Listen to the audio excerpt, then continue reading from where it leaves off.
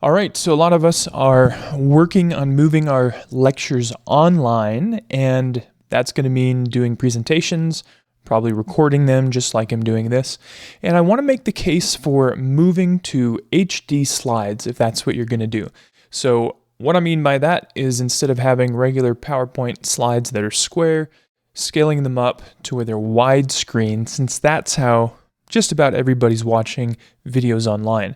So I'm going to show you two presentations here, all right? And I'm just going to go ahead and open up this presentation as if I was presenting it. And you can see here, it's basically a square. It's actually 4:3 ratio, so 4 wide and 3 high, which leaves these black bars on either side.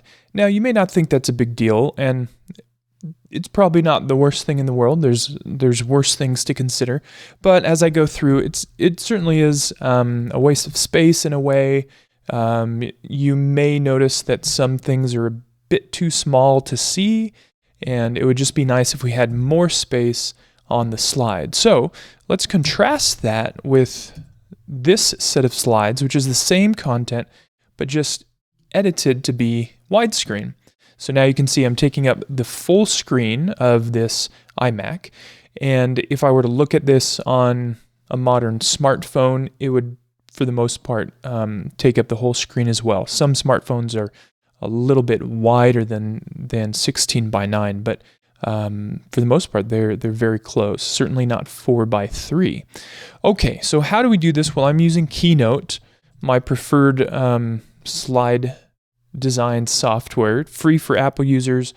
It's similar in PowerPoint. You just have to go to kind of a different place. So here's my original. Okay, again, you can see here that this is a 4:3 slide size.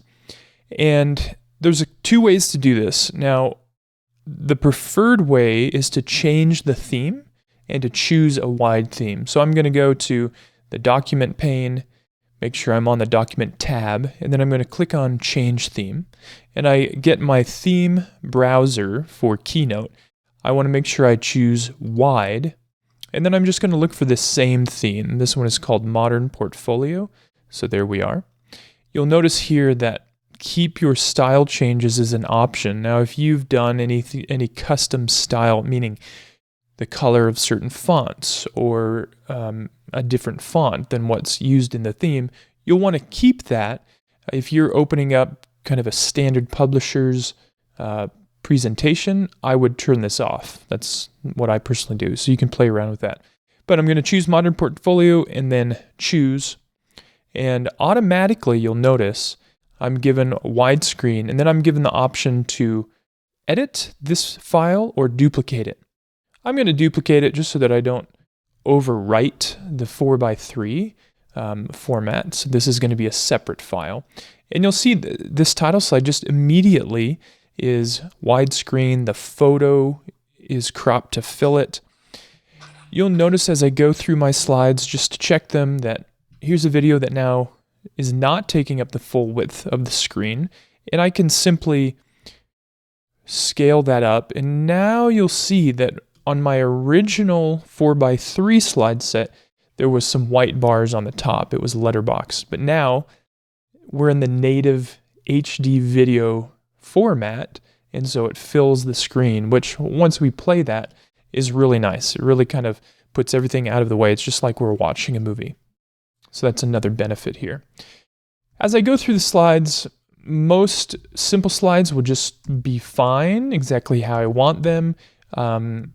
Some images that were filling the screen may be a bit small, so I can easily just scale those up to fill the screen now. I may have to adjust things. Some things might be a little bit weird. All right, so this one's not supposed to fill the screen. It's actually just supposed to be the width of the screen. So I'll go in and I'll fix a couple things there. So at this point, I'll admit this is not necessarily a priority. If you've got other things you're doing to move to online, you probably want to spend time there. But if you've got the time, moving to widescreen really just brings out a whole new effect as you're presenting the slides. And I can just double check that all my slides are looking kind of the way I want them. and nothing's completely out of whack. And that's about it. So easy as that. Now I said there's 2 ways to do this. I'll go back to my 4x3. If your theme browser, PowerPoint or Keynote, does not have a widescreen theme, then any theme can be changed to widescreen. And I'm going to go to, again in Keynote, the document pane, make sure the document tab is chosen, and then at slide size, I'm going to choose 4x3 and then change it to 16:9. The reason I don't recommend this is, as you can see, things don't automatically update as they should. So now I'm going to have to go in here and resize not just the image, but the actual placeholder. And so this is a mask, an image mask that is holding the place for that image. So doing it this way is going to be a little bit more work. If you don't have the wide theme though, this is the way you want to do it. Now, if you want to get really crazy and custom, as I mentioned, modern day phones are not quite 16:9. They're actually 2:1. You can customize your slide design. So if I want to do a 2:1, I'm going to change this. Instead of 1920 by 1080, I'm going to do 1920 by, I believe it's going to be 960. And now you can see it's even wider. But if your students are on, the most recent phones like the Samsung Galaxies and maybe even the iPhone 11, those are going to be closer to this 2:1 format, widescreen, just like at the movies. So that's how you do it. And again, the theme chooser is going to be the quickest way. You almost don't have to do any editing.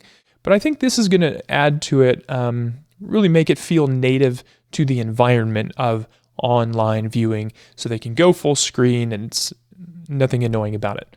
Hope that's helpful. Leave your comments down below if you have other suggestions or other tips that you would like to have to help you move classes online during this coronavirus outbreak. Thanks.